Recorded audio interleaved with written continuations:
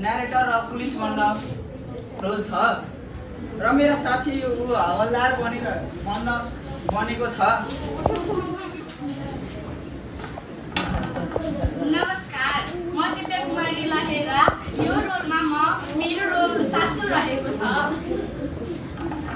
नमस्कार, म निकी यादव। मेरो रोल बुहारी रहेको छ। नमस्कार, मेरो नाम कृतिका दवाडी। यस नाटकमा मेरो रोल कृतिको आमा रहेको छ। नमस्कार, मेरो नाम काजल गुरुङ। म यस रोलमा छोरी बनेको छु।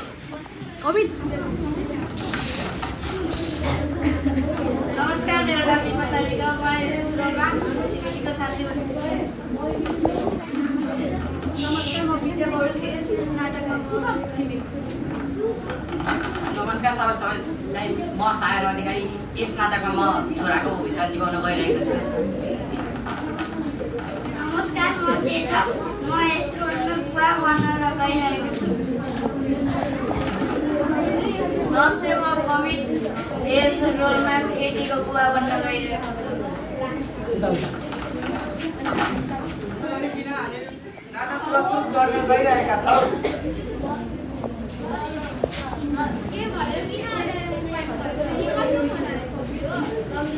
आवाज आएछ है।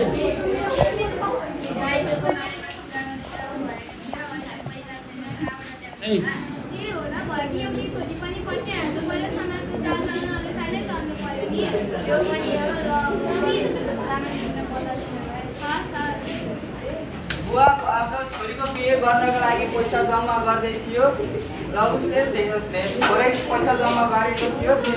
त्यसैले ऊ सबै पैसा दिन भ्याएन। त्यसपछि अब केटा र केटीको बिहे हुन थाल्छ र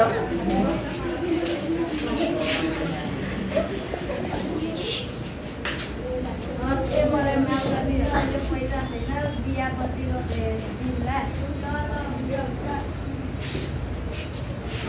त्यसपछि अब केटा केटीको बिहे हुन्छ र केटी आफ्नो ससुराली जान्छन्। अब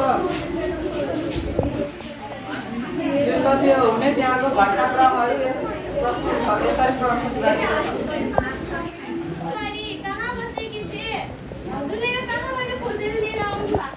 न काम गर्न ढङ्ग छ, न त केही बोल्न ढङ्ग छ। त्यहाँ माथिबाट दाइजो पनि लिएर आएको छैन। मैले खोजेर ल्याएको हो।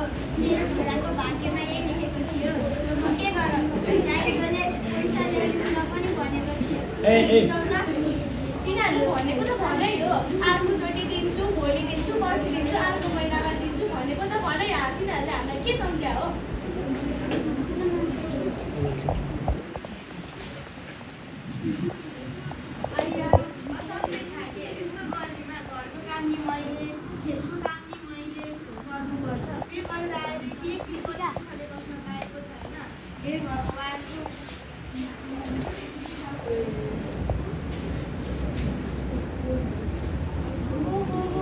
महारानी साहेब आउनुहोस्, बस्नुहोस्। मेरो स्नान भयो, बस्नुहोस्। के भन्नुभएको आमा?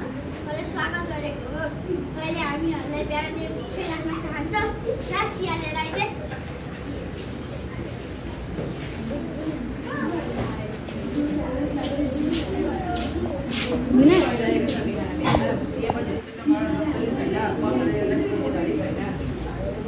तेरो श्रीमतीको बारेमा कुरा चलिरहेको छ नि।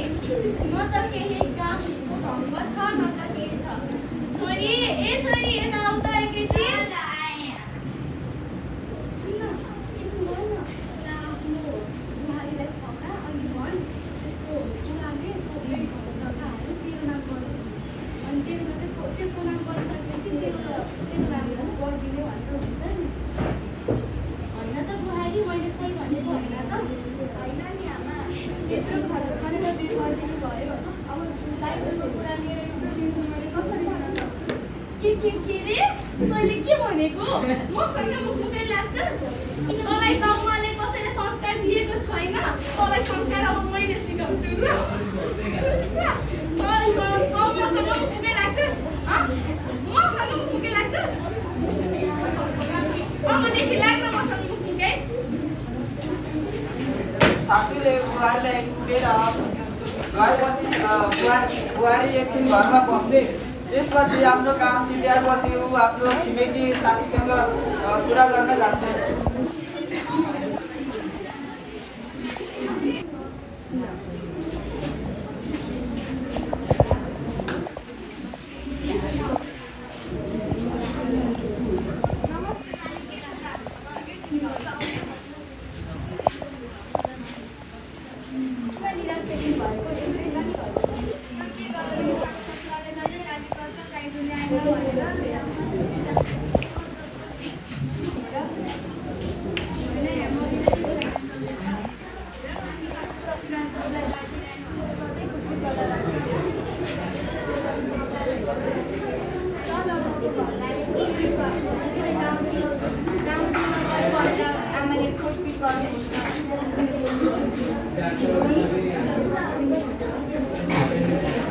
बुहारीको कुराकानी सिद्धेपछि बुहारी आफ्नो घरमा हिँड्थे। त्यसपछि साँझ पर्छ र साँझ परेपछि बुहारी खाना पकाउन थाल्थे। खाना पकाएपछि आफ्नो ससुरा र सासू र ससुरालाई खाना दिन जान्थे।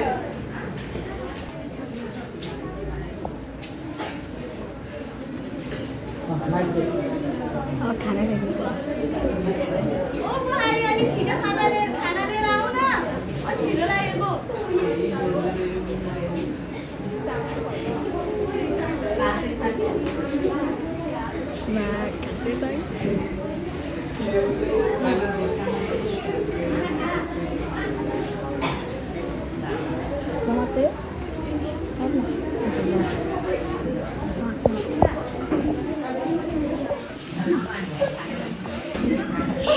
के बनाएको यो तैँले? तरकारी मेथीको कसैले हाल्छ? यति धेरै नुन कसैले हाल्छ? चुप भएर बस। मैले तँलाई के भनेको? तँलाई यति नुन कसैले हाल्नु भनेको थियो? खानामा यति नुन हाल्छ कसैले? अहिले तेरो दाइजो नदिएर घरको जग्गा यसको नाम गराइदिने भनेको त त्यो पनि गर्न आउँदैन। दाइजो पनि लिएर आएकी छैन। तँलाई अहिले तपाईँ नुनमा यति हाल्नलाई पनि भने तँ मैले तँलाई अहिले यसरी गर्नु भनेको थिएँ। यति धेरै कसले हाल्छ? तँलाई अहिले त मैले तँलाई सादा एउटा लट्ठी लिएर आइज त जान।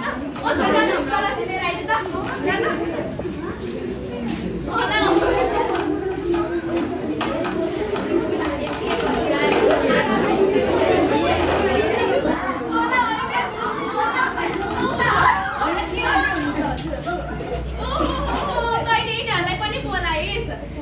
यिनीहरूको अब त एक्लै बसेर गरेर सकिनस् भने यिनीहरूले पनि बोलाइ छैन त। होइन अहिलेको जमानामा पनि क्या दाइजो ल्याएन भनेर यसरी कुटपिट गर्ने हुन्छ। तिमीहरूले भनेकोमा मान्नेवाला छैन।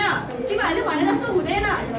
हजुरहरू त शिक्षित परिवारबाट हुन्छ। हजुरहरूलाई त थाहै छ नि यस्ता सामाजिक विकृतिहरूले गर्दा त समाजलाई निकै पछाडि पार्छ नि। त्यो त भन्ने मात्र हो नि, कहाँ हुन्छ त नि।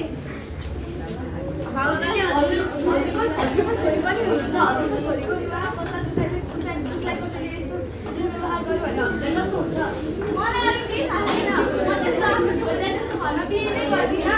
तपाईँले भाउजूलाई कति गराउनु भयो, तर भाउजूले त्यतिखेर तपाईँले जति हेला गरे पनि सहनुहुन्छ। हजुरले भने जस्तो कहाँ हुन्छ र सबै? तिमीहरूले भनेको मलाई केही लाग्नेवाला छैन। म त हान्छु। मलाई के हुन्छ दाइजो त केही दिएको छैन। तपाईँ पनि यिनीहरूको सँग लाग्नु भयो होइन त?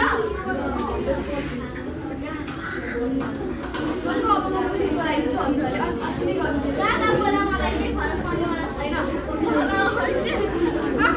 मसँग भोकै लाग्छ त्यहाँबाट त्यहाँ नुनमा तरकारीले हाल्छ।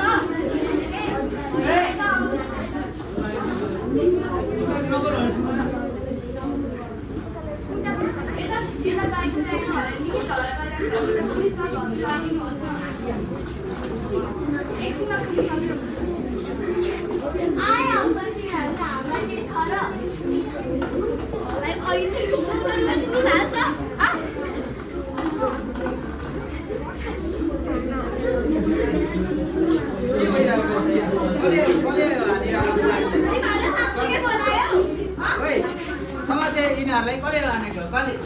होइन, मैले केही गरेको छैन के। मैले केही गरेको छैन। मैले केही गरेको छैन।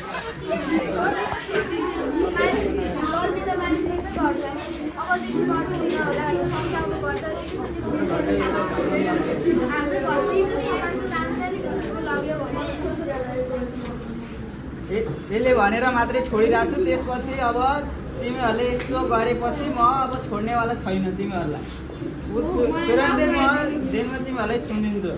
मलाई माफ गरिदिनु, अबदेखि यस्तो कसैले नि हुँदैन। माफ गरिदिनु मलाई। बुहारी मलाई माफ गरिदियो, मलाई धेरै नै म पछुतो भइरहेको छु तिमीसँग यस्तो गर्नमा। मलाई माफ गरिदियो बुहारी। हो आमा, हजुर त मेरो भगवान् सन्तान हो नि, हजुरले गरेको के हुन्छ भनेर मैले स्वयं भनिरहेको थिएँ। अबदेखि नगर्नु आमा। यस नाटकमा बुहारीलाई कसरी अत्याचार गर्न देखाइएको छ। यसरी कुनै कुनै समाजमा दाइजो लिने गरेका छन्। त्यो हामी सबै मिलेर त्यस्तो दाइजो प्रथा हटाउनु पर्छ। हस्, धन्यवाद।